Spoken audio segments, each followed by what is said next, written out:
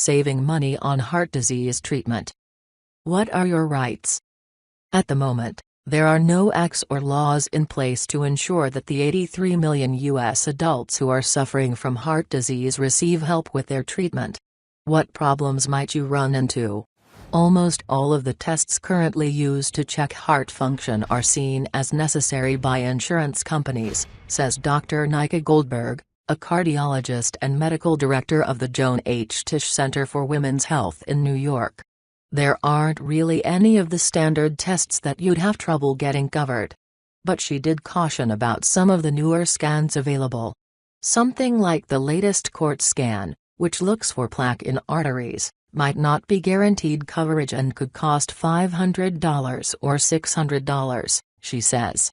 Don't think you need to get a procedure done just because it's available and brand new.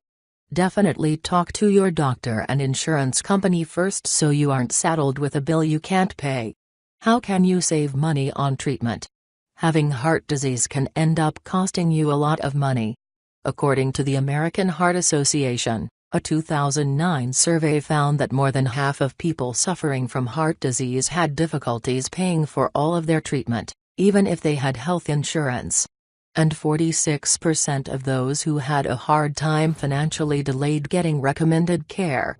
One way you can improve your heart health is to make lifestyle changes, stop smoking, eat healthier, exercise more. And these are things that won't necessarily cost a lot of money. It's expensive to meet one-on-one with a nutritionist, so look into doing a group program like Weight Watchers, Dr. Goldberg says. Or see if the hospital you've gone to has nutritionists on staff. That type of service won't be covered by insurance typically, but going to a hospital nutritionist instead of one in private practice will cut down on costs. As for exercising, walking is a great way to get moving. To make sticking with your workout regimen easier, the American Heart Association has a program called My Walking Club that pairs you up with other walkers in your area. Visit mywalkingclub.org to either start a club of your own or join an existing one. A major part of treatment costs for heart disease are the prescriptions you'll be put on, a combination of anticoagulants, aspirin, ACE inhibitors, beta blockers, and more, which can become very expensive. Antiplatelet medicines like Plavix are brand name and there aren't really generic options yet, keeping their price high, Dr. Goldberg says.